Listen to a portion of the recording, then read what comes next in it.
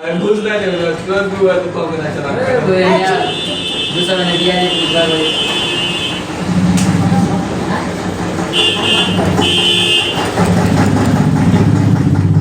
ये तो चालू किए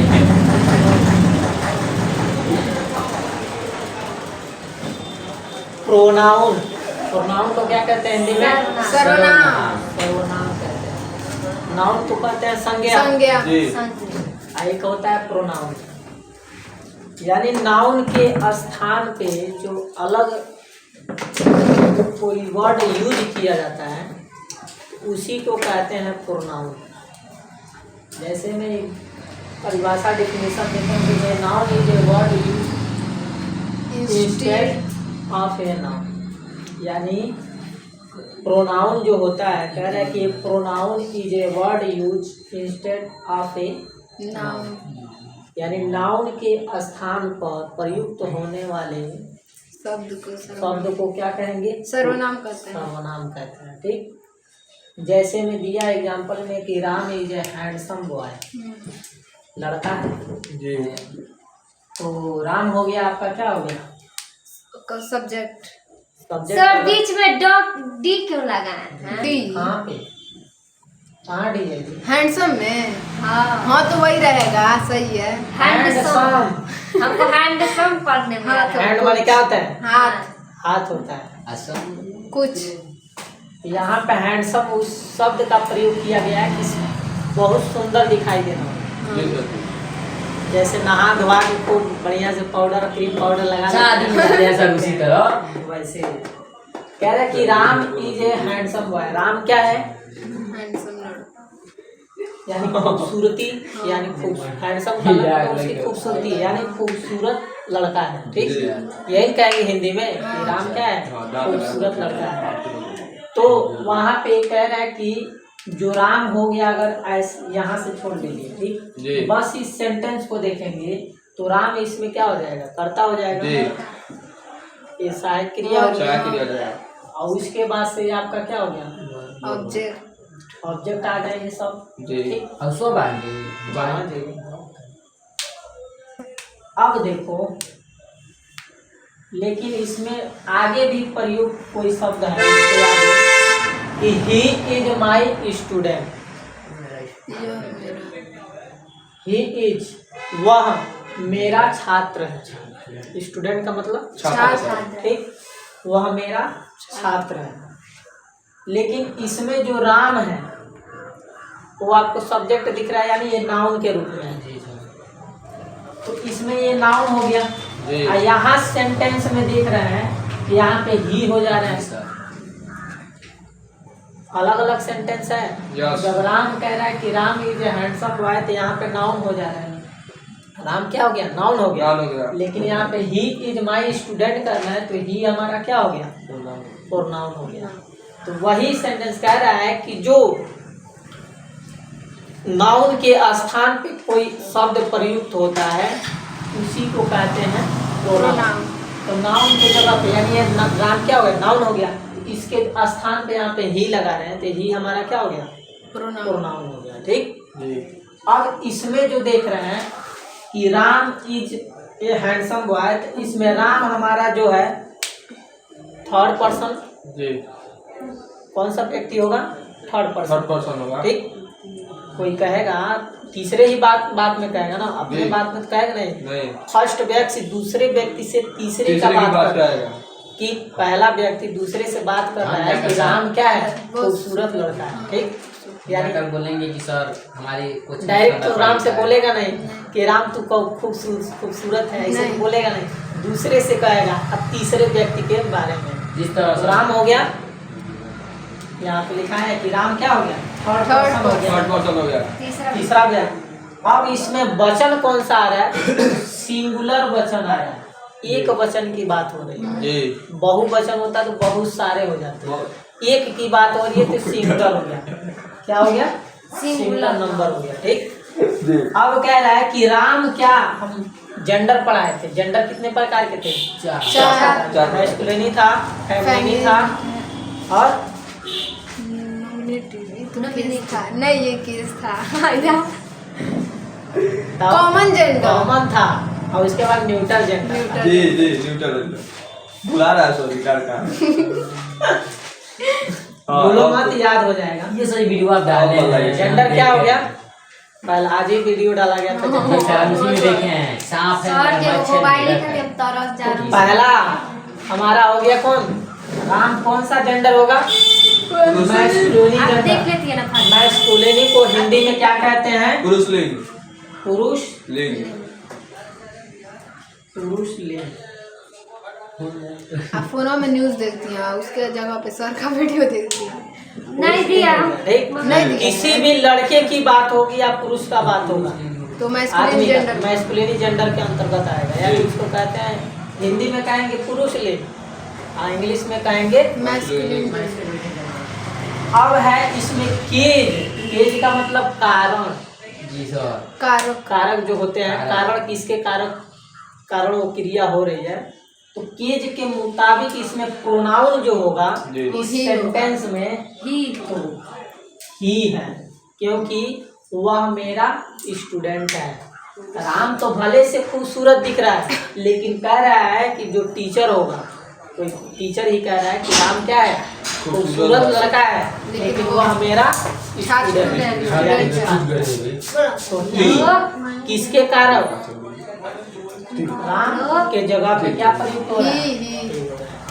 ये समझ में आ गया? Yes sir. कुछ ना। अब दूसरा कह रहा है कि Sita is a beautiful girl. जी। हेलो। Sita beautiful. यानी ब्यूटीफुल दिख रही है, लड़की खूबसूरत। खूबसूरत होगी। हमारे देखा सील। She lives with her husband. वह रहती है किसके साथ? अपना अपने पति के साथ रहती है। पति हस्बैंड।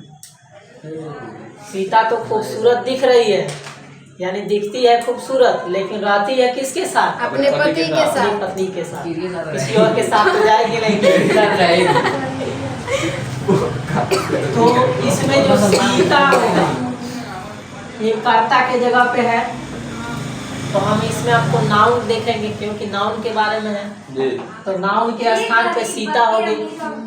हमारा नाउन क्या हो गया? सीता होगी। लेकिन ये किस प्रकार का पर्सन होगा? तो थर्ड पर्सन के अंतर्गत आएगा, क्योंकि एक व्यक्ति, पहला व्यक्ति दूसरे व्यक्ति से तीसरे की बात कर तीसरे रहा की है बात कर रहा है। कि सीता खूबसूरत है, खूबसूरत है। लेकिन रह रही है किसके साथ? राम अपने के साथ। पति। राम के साथ नहीं, बोला अपने पति के साथ। अपने पति के साथ। ये सुनने की बात। अब एक सीता हमारा क्या हो गया? Third person. हाँ मैं ठीक। एक बात पूछ पाया सॉरी। अब इसमें वचन कौन सा आएगा? सिंगुलर, क्योंकि सिंगुलर। एक की बात हो रही है। जी। बहुत सारे होते तो उसमें अलग प्यूलर हो जाता, जी। क्योंकि नंबर जो होते हैं दो होते हैं, जी। एक सिंगुलर होता है, एक प्यूलर। प्यूलर होता है। अब कह रहा है कि अब सीता जो है वो किस प्रकार की जेंडर होती है? Feminine gender. वो होती सीता है। लड़की है ना, लड़की है तो स्त्रीलिंग के जी अंतर्गत सर। आएगी, तो उसे कहेंगे फेमिनिन जेंडर जेंडर। कहेंगे। जी। अब इसमें जो केज है, कारक जो है, वो कारक इसमें क्या होगा? सी। सी हो जाएगा। सी आपका क्या होगा? कारक। कारक क्योंकि कल मैंने Pronoun। दिखाया था कि कारक में कौन कौन से होंगे। देख रहे हैं सर जी हम। होगा सर। कौन लिखा ई है? सी ई हाँ। हाँ हाँ सर। बताए थे। IVU, IUU, it, they। बताए थे ना, वही कारक है। इट दे समझ में आया? IVU तो ये था आपका सर्वनाम का डेफिनेशन और उसका एग्जाम्पल। अब आएंगे काइंड्स ऑफ प्रोनाउन, यानी सर्वनाम कितने प्रकार के होते हैं। ठीक, उसको बंद कर दो। जो कीजिए सर, जब जो लोग बता दो। हम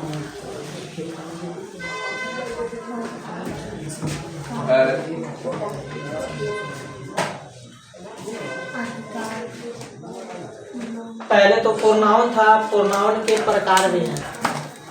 काइंड्स ऑफ प्रोनाउन यानी सर्वनाम के प्रकार। ठीक, जो प्रोनाउन है कितने प्रकार के होते हैं? 11। 11 ना प्रकार। पहले हम लोग पढ़ाया जाता तो कहते थे कि 5 गो होते हैं, तो कोई कहता था 4 गो होता है, कोई 6 गो। कोई 6 बताता है, कोई 7 बताता है। सर जी ये कसम सुना जी इसको। तो देखा जाएगा तो 11 प्रकार के होते हैं। बहुत सारे शब्द होते हैं, इसी के अनुसार उसको बांट दिया गया 11 प्रकार के। इसका एक और रास्ता है। एक है पर्सनल प्रोनाउन, कहाँ पे पढ़ पुरुषवाचक। बरगांव पर तो जाने का पुरुषवाचक में जो होते हैं, जैसे मान लीजिए कि जो आई हम चीज़ जी हम कोई नहीं सी हर इट दे देम जी जो भी आते हैं कर्ता के रूप में, यानी पुरुष के जगह पे उपयोग किया जाता है। पुरुष का मतलब चाहे महिला हो चाहे पुरुष हो। पुरुष हो, ठीक। हमको तो मानो ह्यूमन के रूप में जो आएंगे वही आएंगे पर्सनल प्रोनाउन में, ठीक। जी जो पर्सनल अपने के लिए बात होती है। जी दूसरा है पॉजेसिव प्रोनाउन, क्या होता है? अधिकार वाचक सर्वनाम। इसको हिंदी में कहेंगे अधिकार, यानी अपना अधिकार पाना। माइन मेरा मेरा, आवर्स मैंने हमारा, योर्स मैंने तुम्हारा, हिज मैंने उसका उसका, उसकी, अपने के लिए लगाते हैं। जी हर्ष वो भी वो भी स्त्री के लिए, देयर्स पसंद आ रहा है। सभी के लिए, बहुत सारे लोग होंगे उनके लिए। तो ये हो गया पॉजेसिव प्रोनाउन यानी अधिकारवाचक सर्वनाम। तीसरा कह रहा है डेमोन्स्ट्रेटिव और जी देख लीजिए इसको। डेमोन्स्ट्रेटिव प्रोनाउन का मतलब होता है संकेतवाचक, संकेत इशारा देकर बताना, ठीक। जैसे दिस कहा जाता है कि दिस इज माई पेन, वह मेरा आप कुछ नहीं कर दिस इज सकते। माई पेन का भैया मेरा कलम है। दैट इज माई बुक, वह मेरा किताब है, ठीक। तो संकेत देकर बताते हैं, भले से हाथ से इशारा नहीं होता है, लेकिन कहते हैं दिस इज माई, अब तो है। दैट इज माई, कौन तो है? यानी जो भी शब्द होता है उसके लिए कि यह मेरा है, संकेत। तू करो ना, आप करो। फिर कह रहा है डिस्ट्रीब्यूटिव प्रोनाउन। जी डिस्ट्रीब्यूटिव का मतलब होता है किस तरह का? बांटने। डिस्ट्रीब्यूटिव का मतलब होता है बांटना, यानी व्यष्टि वाचक सर्वनाम। कहने का मतलब ईच माने प्रत्येक, यानी अलग अलग करना, ठीक। आइदर नाइदर, इधर से उधर, इधर से उधर। आइदर का मतलब इधर और नाइदर का मतलब उधर, इधर से उधर। तो बांट रहा है कि नहीं कर रहा है? इधर है तो उधर कर दिया, ईच माने प्रत्येक को अलग अलग कर देना, यही होता है डिस्ट्रीब्यूटिव यानी बांटना, ठीक। फिर कह रहा है रेसिप्रोकल प्रोनाउन। रेसिप्रोकल का मतलब होता है पारस्परिक, यानी एक दूसरे से जुड़े हुए को हम कहेंगे संबंधवाचक सर्वनाम, यानी ईच अदर, यानी प्रत्येक एक दूसरे से जुड़े हुए। जैसे मान लीजिए कि यह मार्कर हो गया, इसके भी मॉलिक्यूल जो होंगे, अगर इसके अंदर जो इंक डाला गया है, इंक अगर ये ऊपर का एक कवर न होता तो हम उससे लिख नहीं पाते, यानी इन दोनों के बीच में एक पारस्परिक संबंध हो रहा है। किसके किसके ऊपर? यहाँ तो इसमें हो गया, और जब इसको ब्लैक बोर्ड पे कर रहे हैं तो इसके बीच में अगर पारस्परिक संबंध नहीं होता तो यह मार्कर से ब्लैक बोर्ड पे लिख भी नहीं पाते, यानी इनके बीच में एक संबंध दर्शा रहा है पारस्परिक, यानी एक दूसरे से जुड़े हुए, ठीक। अगर एक पास में जुड़ेंगे नहीं तो इस पर लिखना भी संभव नहीं है। जैसे हम जमीन पे चलते हैं किसके, तो जमीन जो है हमारे पैर का निचला हिस्सा है, तो उसके बीच में क्या हो रहा है? एक संबंध हो रहा है, उसमें एक घर्षण होता है, और घर्षण बल जिसे कहते हैं कि चलने पे एक बल भी लगता है उसके बीच, तो वही है कि जैसे हम जमीन पे चल पाते हैं। अब तेल लगा हुआ, तेल को गिरा दीजिए और कहिए अब चल के चलेंगे क्या? घर्षण बल का प्रयोग हो जाएगा, तो वहाँ पे घर्षण नहीं होगा, तो घर्षण नहीं हो तो फिसल जाएंगे, गिर जाएंगे। तो जैसे ईच अदर, वन अदर, यानी एक दूसरे से जुड़े हुए, ठीक, प्रत्येक के साथ एक दूसरे से जुड़े हुए, तो यह हो गए पारस्परिक संबंध में। तो 5 हो गए आपके प्रोनाउन। हम शायद 6 ही पढ़े थे। 6 बाकी है। हम शायद 6 ही पढ़े थे, ये एक भी नहीं पढ़े थे, बस पर्सनल प्रोनाउन जानते केवल हैं। पर्सनल जानती थी, हाँ। अब सब हम से हवे नहीं लगा था मुझे, आज जाने हैं। 10 बाद अच्छा तो कितना पढ़ो तुम करेंगे? 4 मिनट फिर से मैं तो लिखना पड़ेगा। आज हम जाने नोट कर लिए। पहला दूसरा वाला समझेबे नहीं किए हैं। कौन पहला जो मिटा दिए एग्जाम्पल वाला बताए थे ना? बताए थे। हाँ, पर्सनल प्रोनाउन। अच्छा हाँ हाँ बताया नहीं है? हाँ। तो कहाँ तक हुआ था? 5 तक हुआ था ना? छठवां कह रहा है रिफ्लेक्सिव प्रोनाउन। इसको कहते हैं तो रिफ्लेक्सिव प्रोनाउन को हिंदी में कहते हैं निजवाचक सर्वनाम। ठीक, जैसे निज का मतलब दिख अपने रहा है? निजी बात हो। दिख रहा है। ध्यान दो पहले, निजवाचक को कहते हैं यानी निजी पर्सनल, अपने के लिए जब कोई निजी वस्तु के लिए करते हैं निजी बात से माई सेल्फ, मेरा, ठीक, स्वयं के लिए जब बात होती है तब की बात। आवर सेल्फ हमारा, हमारे के लिए, योर सेल्फ तुम्हारे के लिए, तुम्हारी जब सुरक्षा की बात आती है तब की, ठीक। योर सेल्फ भी हो जाएंगे बहुत सारे जब होंगे तब, हिम सेल्फ होंगे उसके लिए, इट सेल्फ होगा, देम सेल्फ होगा, वन सेल्फ होगा। तो जब ऐसे अगर कहीं वाक्य प्रयोग हुए हैं तो समझ जाइएगा कि वह किस प्रकार का प्रोनाउन होगा, रिफ्लेक्सिव प्रोनाउन। Reflexive pronoun. फिर कह रहा है एम्फैटिक और एम्फैजिंग, ठीक। एम्फैटिक का मतलब होता है कि जैसे किसी पे हम दबाव डालते हैं, ठीक। एम्फैटिक कोई दबाव देने वाली बात होती है, जब सेंटेंस होते हैं वहाँ पे दबाव सूचक सर्वनाम हो जाता है, ठीक। जैसे मान लो यही चीजें स्वयं के लिए किसी पे प्रभावित हो रहा है, दबाव डाल रहा है, जैसे मान लीजिए माई सेल्फ हो गया, आवर सेल्फ हो, किसी पे अगर दबाव डाल पे हम करते हैं, किया जाता है, तब वहाँ पे हो जाएगा एम्फैटिक प्रोनाउन। अब है इंडेफिनिट, ये तो जानते होंगे, ट्रांसलेशन में पढ़ा गया। अनिश्चयवाचक सर्वनाम, कोई निश्चित नहीं होता है कि कब क्या हो सकता है, ठीक। जैसे एवरीबॉडी, एवरीबॉडी मतलब प्रत्येक, जितने भी लोग हैं सबकी बात हो रहा है, प्रत्येक व्यक्ति के लिए। फिर कह रहा है समबॉडी, कुछ लोगों की बात हो रही है। फिर नोबॉडी, कोई नहीं है। एवरीवन यानी प्रत्येक के लिए, ठीक। फिर कह रहा है समवन, सभी, कुछ लोग जो आ जाएंगे। नॉन माने कुछ नहीं लोग, नॉन का या नो या नहीं होता है ना।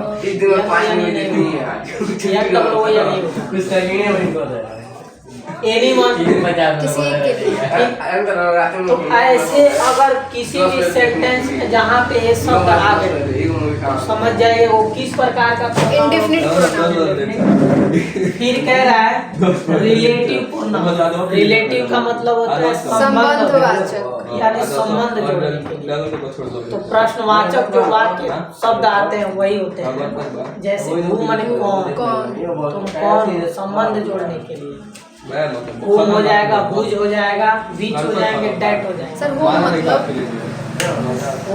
भी वही चीज होंगे कि मान लीजिए कि हम कह रहे हैं कौन हो, उसके साथ कोई और आ गया तो उसके लिए वो कौन है, तो होम का प्रयोग हो जाएगा।